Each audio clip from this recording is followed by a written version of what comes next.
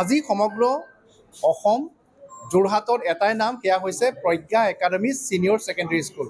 কিয়নো আজি ঘোষিত হাইস্কুল শিক্ষান্ত পৰীক্ষাৰ ফলাফলত প্ৰথম স্থান আৰু তৃতীয় স্থান অধিকাৰ কৰিছে যোৰহাটৰ প্ৰজ্ঞা একাডেমীৰ দুগৰাকী ছাত্ৰ ছাত্ৰীয়ে। আৰু এই প্ৰজ্ঞা একাডেমীৰ যি সফলতাৰ ধাৰা সেয়া অব্যাহত আছে।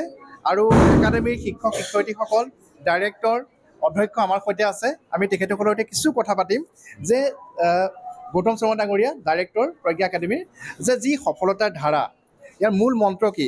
আমি ইয়াৰ পূৰ্বে জনাই ল'ব বিচাৰিছোঁ যে কেৱল হাইস্কুল শিক্ষান্ত পৰীক্ষাই বা হায়াৰ ছেকেণ্ডেৰী পৰীক্ষাই নহয়, সৰ্বভাৰতীয় পৰ্যায়ত যিসমূহ প্ৰতিযোগিতামূলক পৰীক্ষা আছে, মেডিকেলে হওক, ইঞ্জিনিয়াৰিঙে হওক, তাত প্ৰজ্ঞা একাডেমীৰ ছাত্ৰ ছাত্ৰীসকলে বিশেষ সফলতা অৰ্জন কৰি আহিছে। তেওঁলোকৰ এই বিদ্যালয়খনত যি ধৰণে পাঠদান কৰা হয়, ছাৰ অলপ ক'ব নেকি আপোনালোকৰ এই যি সফলতাৰ মূল মন্ত্ৰৰ বিষয়ে? ইয়াত গোটেই শিক্ষক শিক্ষয়িত্ৰী আৰু ছাত্ৰ ছাত্ৰী সকলোৰে কষ্টৰ ফল। আৰু মানে আমি কৈছোঁ অলৰেডি যে আমাৰ যিসকল শিক্ষক আছে তেওঁলোকে আমাৰ 9-10 কোৰ্চটোৰ উপৰি এডিশ্যনেলি তেওঁলোকক অলিম্পিয়াড বা বাহিৰৰ অন্য কম্পিটিটিভ এক্সামবিলাকৰ কাৰণেও প্ৰিপেয়াৰ কৰাইছিলে। আৰু 9-10তে অলপমান আমি 11ৰ বস্তু পঢ়াই লৈ গৈছিলোঁ। আৰু তেনেকৈ লগতে ষ্টুডেণ্টেও কিন্তু একাডেমিকলি পঢ়িছিলে। আৰু মেইন মানে আজিকালি কি হৈছে, যেনেকৈ অনলাইন হৈ গৈছে, ইউটিউবত ভিডিঅ' চাই এনেকুৱা নহয় আছিলে। এওঁলোকক আপুনি পাৰ্চনেলি সুধিব, চবে খুব কিতাপ পঢ়ে। ত' কিতাপ পঢ়িছিলে আৰু কিতাপ পঢ়াটো আজিকালি কমি গৈছে। কিন্তু অনিবাৰ্য চাব নতুন কিতাপ এখন আহিলে, এই আবেলি 4টাৰ পৰা ৰাতিপুৱা চাইলে কণ্টিনিউ 12 ঘণ্টা পঢ়ি পাৰিলে কিতাপখন শেষ কৰিবলৈ চাই দিওঁ। ইমানে কিতাপ পঢ়ে। ত' কিতাপ পঢ়াটো এটা ষ্টুডেণ্টৰ ফালৰ পৰা বহুত কষ্ট কৰিছিলে, যিটো আজিকালি ল'ৰা ছোৱালী কমি গৈছে।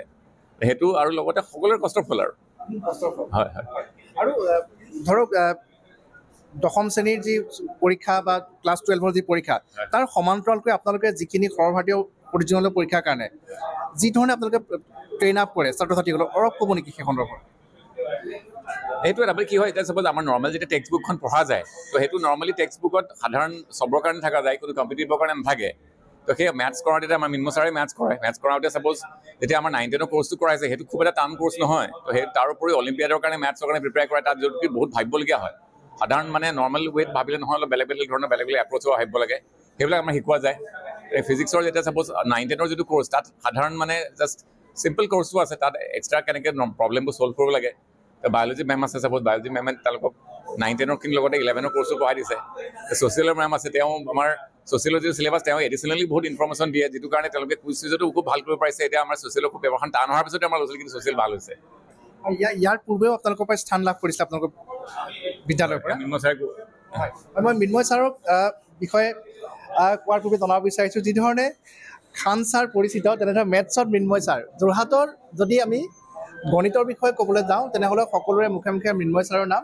আৰু বৰ্তমান অধ্যক্ষ প্ৰজ্ঞা একাডেমীৰ। সফলতাৰ যি ধাৰা, ইয়াৰ পূৰ্বেও আপোনালোকৰ বিদ্যালয়ৰ পৰা স্থান লাভ কৰিছিলে? আমাৰ আচলতে ষ্টুডেণ্টখিনিক মানে আমি প্ৰেছাৰ নিদিয়াকৈ কেনেকৈ ভালকৈ পঢ়িব পাৰি, বস্তুবিলাক সৰুকৈ কেনেকৈ পঢ়িব পাৰি, সেইটো শিক্ষাদান কৰাওঁ। আৰু মেথামেটিক্সটো কি হয়, আচলতে ষ্টুডেণ্টবিলাকৰ খুব ভয় সোমাই থাকে। গণিত বিষয় বুলি ক'লে এনেও খুব ভয় খায়। ত' আমি চেষ্টা কৰোঁ যাতে ভয় নোখোৱাকৈ কেনেকৈ তাহাঁতি সেই ৰাস্তাটো আগবাঢ়িব পাৰি। গোটেই বস্তুটো কিন্তু শিক্ষকসকলৰ এটা অৱদান যথেষ্ট। আমাৰ গোটেই শিক্ষকসকলে খুব ডেডিকেটেড আৰু খুব কষ্ট কৰে আৰু খুব কিতাপ পঢ়ে। আমাৰ শিক্ষকসকলে যেতিয়া কমন ৰুমত থাকে, তেতিয়া শিক্ষকসকলে কিন্তু কিতাপেই পঢ়ি থাকে। কাৰণ আজিকালি যথেষ্ট ভিডিঅ' বা ইউটিউব আহিছে, যিটো কিতাপৰ পৰা যিটো শিকা যায়, সেইটো আচলতে ক'তো নাই। আমিও ষ্টুডেণ্টখিনিক সদায় কিতাপ পঢ়িবলৈ আগ্ৰহ কৰোঁ। আৰু শিক্ষকসকলকো মই কৈ থাকোঁ যে কিতাপ পঢ়া তাৰমানে বিভিন্ন ধৰণৰ বুকছ পঢ়ি পেলাই ক্লাছখিনি কৰাই কাৰণে আচলতে খুব ভাল ৰিজাল্ট আহিছে বুলি মই ভাবিছোঁ। হয়, আৰু আপোনালোকৰ সামগ্ৰিক যিটো ফলাফল আজি পৰীক্ষা, অলপ কৈ দিব নেকি? আমাৰ টোটেল 50জনে এবাৰ উত্তীৰ্ণ হৈছিলে, মানে অৱতীৰ্ণ হৈছিলে। তাৰ ভিতৰত 95% এবভ 22জন আছে, 22জন আছে। মানে 95% ওপৰত নম্বৰ পাইছে? হয়, 22জন। 90 পৰা 95ৰ ভিতৰত 22জন আছে। তাৰমানে 90% ওপৰত আপোনালোকে 44জনে পাইছে। আৰু বাকী 6জন আমাৰ 85%ৰ ওপৰত আছে। মানে 50জন যি পৰীক্ষাত অৱতীৰ্ণ হৈছিলে, সকলোৱে ডিষ্টিংশ্যন পাইছে? তাৰমানে সকলোৱে ডিষ্টিংশ্যন পাইছে, সকলোৱে ডিষ্টিংশ্যন পাইছে। অৰ্থাৎ 44জন, 50জনৰ ভিতৰত 44জন ছাত্ৰ ছাত্ৰীয়ে 90% ওপৰত নম্বৰ পাইছে। তাৰে 22জনে 95% ওপৰত নম্বৰ পাইছে। আৰু বাকী থকা 6গৰাকীয়ে 85% ওপৰত নম্বৰ লাভ কৰি উত্তীৰ্ণ হৈছে। আৰু এখন বিদ্যালয়ৰ বাবে হয়তো ইয়াতকৈ সফলতাৰ বা গৌৰৱৰ বিষয় আন একোৱেই হ'ব নোৱাৰে। আৰু ভৱিষ্যত কেনেধৰণে আৰু পৰিকল্পনা? আমি দেখি আছোঁ যে 2010 চনত আপোনালোকে প্ৰতিষ্ঠা লাভ কৰিছিলে যোৰহাটৰ প্ৰজ্ঞা একাডেমীয়ে। ইতিমধ্যে 15 বছৰ সম্পূৰ্ণ হ'বলৈ গৈছে। কেনেধৰণৰ পৰিকল্পনা আছে? আৰু পৰিকল্পনা মানে এই বস্তুটো এটা কণ্টিনিউৱাছ প্ৰচেছ, আমি লাগি থাকিব লাগিব। আমি এইটো ৰিজাল্ট লৈ পেলাই নেক্সট ইয়েৰ আকৌ ভাবি থাকিলে নহ'ব যে এনেকৈ আমাৰ হৈ থাকিব, নহয়। আমি সদায় নতুন নতুন প্লেনিং কৰিব লাগিব, নতুন নতুন বুক ষ্টুডেণ্টক ক'ব লাগিব আৰু নতুন ধৰণে আকৌ আৰম্ভ কৰিব লাগিব।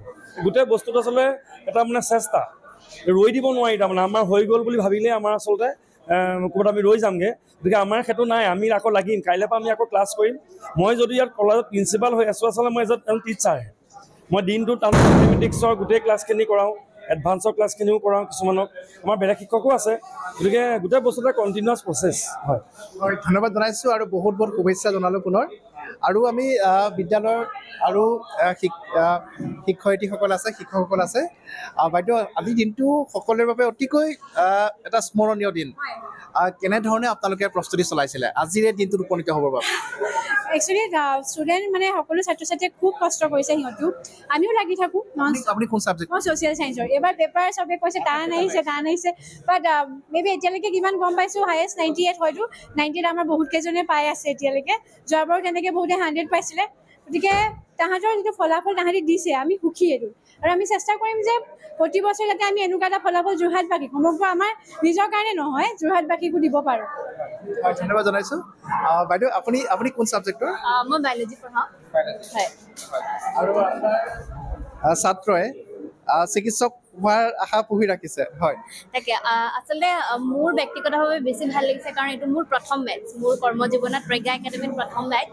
আৰু ইয়াৰ পৰাই মই মানে প্ৰত্যাশিত আচলতে আমাৰ ফলাফল। আমি ভাবিছিলোঁ ফলাফল এটা এনেকুৱা ভাল পাম। তাৰ ভিতৰতো আমি এই ৰঙালীৰ বতৰত ইমান পুতুককৈ ইমান বেছি ভাল ৰিজাল্টটো পালোঁ, খুবেই ভাল লাগিছে। আৰু ইহঁত খুব ডিচিপ্লিন আছিলে আগৰ পৰাই, খুব কথা শুনে বা সিহঁতৰ শিক্ষকৰ লগত যিখিনি ইহঁতৰ ইণ্টাৰেকশ্যন খুবেই ভাল। আশা কৰিছোঁ ইহঁত ভালকৈ আগুৱাই যাব। ধন্যবাদ জনাইছোঁ। বাইদেউ, আপুনি কোন ছাবজেক্টৰ? মই ইংলিছৰ হয়। ইংলিছৰ। সকলো ছাত্ৰ ছাত্ৰীয়ে ডিষ্টিংশ্যন পাইছে। কেনেধৰণে প্ৰস্তুতি চলাইছিলে আপোনালোকে? আচলতে আমাৰ ষ্টুডেণ্টবিলাক বহুত ডিচিপ্লিন হয়। তাহাঁতি মানে পুৰা প্ৰডাক্টিভ মাইণ্ডছেট, সদায় এক্টিভ হৈ থাকে ক্লাছত, ডাউটছ থাকিলে ডেইলি লৈ আহে। চ' নিজৰ কামখিনি তেওঁলোকে ডেইলি ফ'ল' কৰে। চ' সেইকাৰণে মই ভাবোঁ এটা খুব ভাল ফলাফল তেওঁলোকে পাইছে। আৰু খুব মানে পিছৰখিনিও সকলো ষ্টুডেণ্টে আমাৰ সেইখিনি নিয়ম ফ'ল' কৰে। চ' সেইকাৰণে আমি এটা ভাল ফল পাইছোঁ। Thank you. ধন্যবাদ জনাইছোঁ। আৰু আমি কিছু কথা পাতিম ইয়াৰ ডাইৰেক্টৰ মহোদয়ৰ সৈতে। আৰু তৃতীয় স্থান অসমৰ ভিতৰত লাভ কৰা। মই এটা কথা শেষত অথনি সুধিব থাকি গ'ল, বিদ্যালয়খনৰ বিষয়ে কি ক'বা? আটাইখিনিয়ে ডিষ্টিংশ্যন পাইছে, 44গৰাকীয়ে 90%ৰ ওপৰ পাইছে, কি ক'বা? বিদ্যালয়খনৰ বিষয়ে কি ক'ম আৰু, একদম মানে যোৰহাটৰ মই কৈছোঁ বেষ্ট বিদ্যালয়। প্ৰত্যেকজন ষ্টাফ মেম্বাৰে কিমান কষ্ট কৰে, প্ৰত্যেকটো কথাতে একদম এটেনশ্যন দিয়ে। আৰু মই মৃন্ময় ছাৰৰ কথাটো আৰু কি ক'ম আৰু, ছাৰেতো গোটেই নৰ্থ ইষ্টতে মেথছৰ ভিতৰত একদম মেইন। আৰু ছাৰে আমাক বহুত কিবা কিবি শিকাইছে, বহুত মানে আমাক যিবিলাক নীতি শিক্ষাও দিছে আমাক, সকলো গৰাকী টিচাৰে সকলোৱে আমাক একদম ডেফথত প্ৰত্যেকটো টপিক পঢ়ায়। কি ক'ব বিদ্যালয়খনৰ কথা? বিদ্যালয়খন ভাল, যথেষ্ট ভাল। খুবেই কেয়াৰ লয় প্ৰত্যেকজন ল'ৰা ছোৱালীকে, মানে প্ৰত্যেকজন ল'ৰা ছোৱালীকে কেয়াৰ লয়। যিকোনো অসুবিধা হ'লে তেওঁলোক থাকেই তাৰমানে লগত। খুব ভাল। আৰু ইয়াৰ জৰিয়তে মই এই য'ত পঢ়ি আহিছিলে ডন বস্কো বাক্সুম, এইটোলৈকে তাৰ সমূহ মানে ছাৰসকলক, মেডামসকলক ধন্যবাদ জনাইছোঁ দেই তেওঁলোকৰ, কাৰণ এইটোলৈকে তাতে পঢ়িছিলে, 9ত ইয়াত আহিছিলে। ধন্যবাদ জনাইছোঁ। আৰু আমি দেখুৱালোঁ যোৰহাটৰ প্ৰজ্ঞা একাডেমী, আৰু সেই প্ৰজ্ঞা একাডেমীৰ যি সফলতা আৰু সেই সফলতাৰ যি ধাৰাবাহিকতা, সেয়া অব্যাহত যাতে থাকক, সকলোৱে তাকেই কামনা কৰিছে। যোৰহাটৰ পৰা Gautam Bora, news 18 Assam, north east. আপুনি বিচৰা বাতৰি পাব কেৱল নিউজ 18 এপত।